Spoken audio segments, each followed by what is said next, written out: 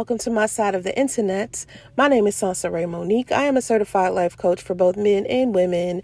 I have a 50-50 audience. I play fair with both genders. I want everyone to unify and produce loving unions.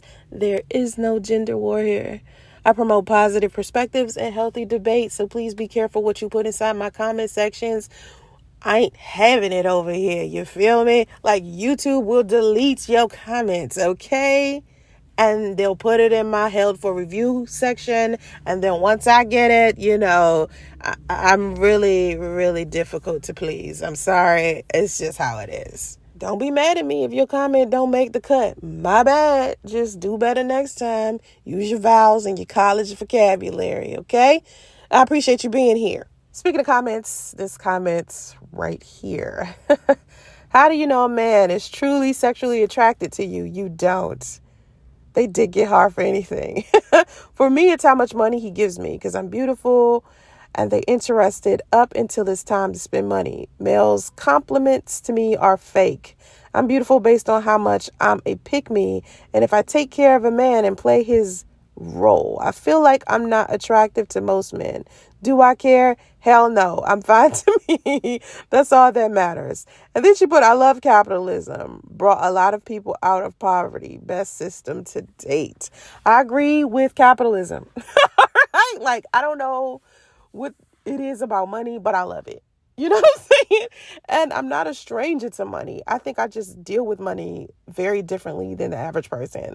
Like, I want land and stocks and crypto and, properties, like multifamily properties. And I'm the type of person, I spend my money on experiences. I don't necessarily like to spend money on materials.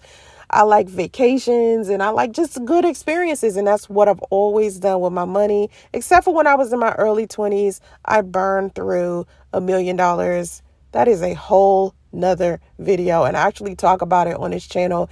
If you go to my playlist about wealth, I have one. So check it out. And in there, you will see where I talk about how I burned through $1 million like a complete fool. Okay. Like, I was tripping. So I think a lot of the women who've decided to be hypergamy hoes are that way because you were hurt by a man. And this specific woman right here, who I adore, actually is kind of funny in my comment section. But I think that a lot of women get this way because they was hurt by a man to some degree. And it's unfortunate because, a lot of us were nice girls.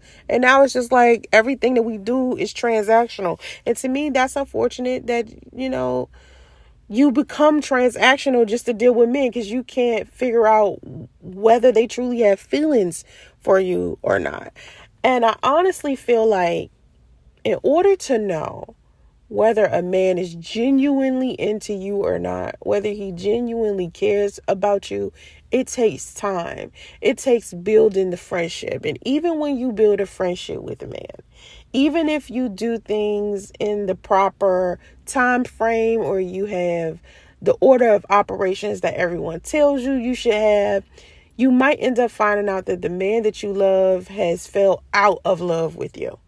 And that is a reality that a lot of women don't understand because a man could really be feeling you, right? Really love you so much and then stop. And that's the interesting part about it. It's like people change their mind about what they want with time because we change so much over time.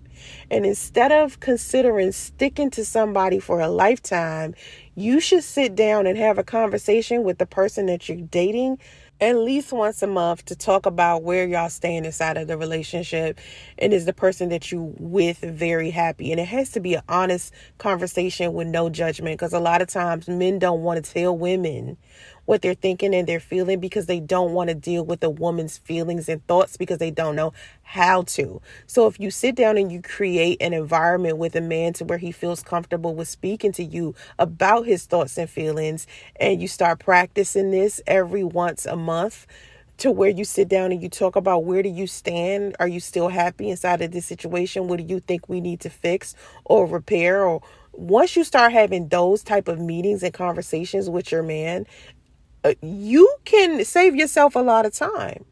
But a lot of people don't want to take the time to do that, or don't even consider doing something like that because they're too scared of what the person that they're dating is going to say. A lot of people don't want to be broken up with, but I promise you that when somebody break up with you, and I'm flat out saying this because I experienced that. When somebody break up with you, they doing you an absolute fucking favor because they're moving the fuck out the way so the person that you're supposed to be with can come right on in. Whether a man spends money on you or not does not determine whether or not he's truly into you. It does tell you where he stands financially. Men who are financially stable spend money on women often. It's what they do. They're so used to doing it that they just throw it out. It's not an indication that he's feeling something for you at all.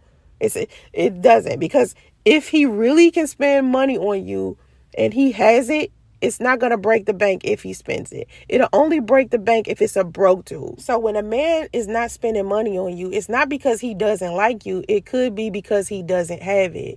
And if a man does spend money on you, it doesn't mean that he likes you or you're anything special in comparison to the other women. He's most likely spending money on women on a regular if he could just throw it out like that.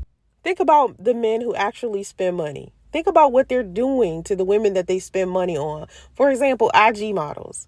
Think about that. Think about how many rappers they've dealt with. Think about how many models rappers have been with. Do you think that they're just sleeping with these models and these models aren't asking for money? Of course, it's a transactional thing. It's what they're doing. What about the chicks who are going on these yachts and going to Dubai? The IG baddies that are doing that, they're doing that because these men in Dubai are paying them to let them have sex with them, let them basically poo and pee on them. Yes, I said poo and pee on them. They're admitting, a lot of the IG models are starting to admit that these men are paying them to allow them to pee and poo on them. And really, they're just paying the women to leave. You know what I'm saying? Like, they're not paying the women because they want the women to stay around. They're paying the women to leave, paying the women to be quiet, paying the women to put up with anything. So when you put yourself in a position to be a transactional woman, you're putting yourself in a position to be mistreated, to be misled. You understand? Because that's what these men who have money and a dubious character are paying you to do. And only a man with a dubious character will make your relationship with him transactional. As a woman, go out there and create the lifestyle you want for you. So whatever a man gives you is extra. You understand? And when you meet the right man, you'll be able to have a partnership with each other where you two can put forth all of this energy and all of this money to be able to vacation and to live how you want to live and go where you want to go and do what you want to do for each other. Again, if you give a man the power to feed you, you also give a man the power to starve you. And the reason why men give women money is because they want power over you. It isn't because, oh, I just care about her and I want her to have all of these nice things. No. Some men are just womanizers.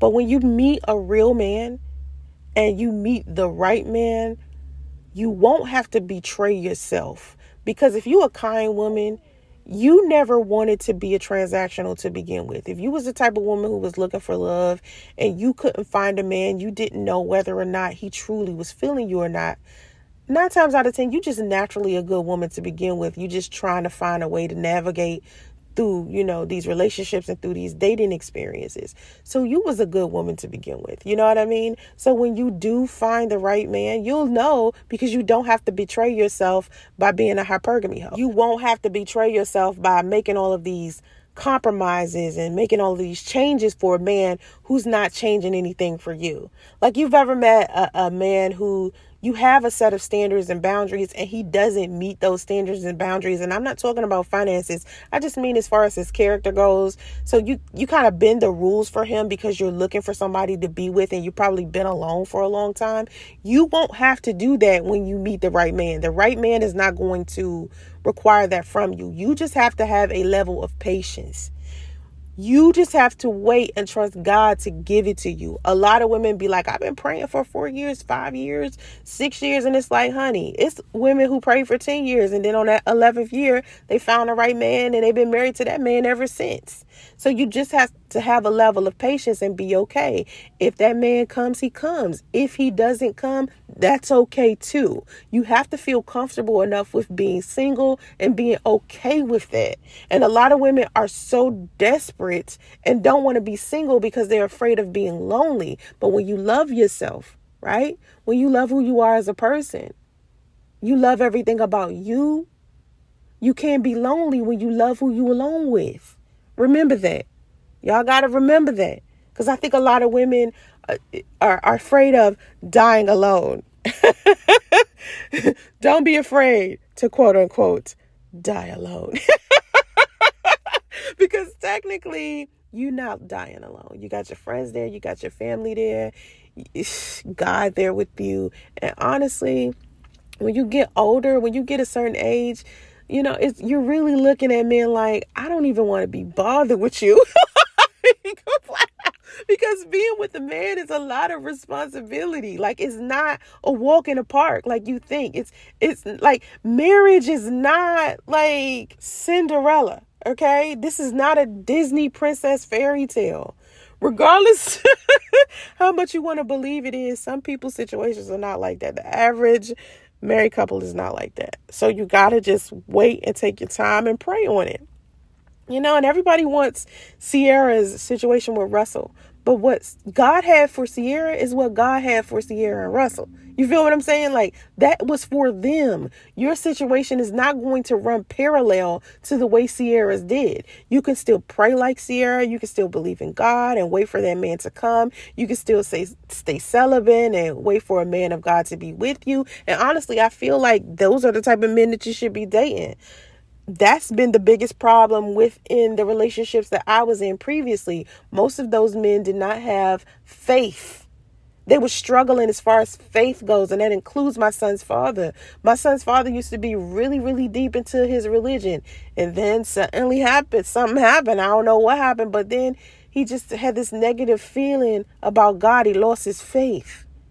And when I would ask him to pray and meditate, just pray and meditate, pray on it, he didn't even want to pray. So I think a lot of men who don't have I'm not even going to say a religious background, just a respect for a higher power. He doesn't have to be Christian.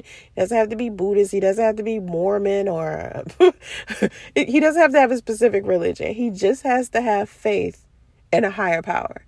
He could believe in the universe. He could listen to Abraham Hicks or, listen to Bashar, whatever he listens to. Okay, whatever his faith is, as long as it's not telling him to do something negative, like go on a serial killer spree and you end up on killer couples or something like that.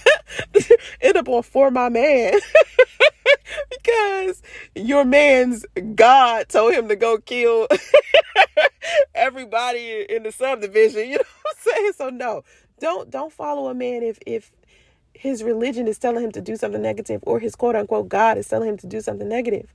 But when you meet the right man, you'll know, because it won't be hard. It won't feel out of place. It won't feel like you're trying too hard. It won't feel like you're guessing, where do I stand with this man? It won't be like that. Okay, it'll just be it'll be a lot smoother. Now, don't get it twisted. Long-term relationships have their, ups and downs. Like, shit y'all be arguing about that's stupid, but for the most part, it'll feel smooth. A healthy relationship feels so much smoother than you think. I hope that helped, girl. I hope that helped. Stop it with the hypergamy hoe. Stop that. Don't even do that, girl. Don't even do it.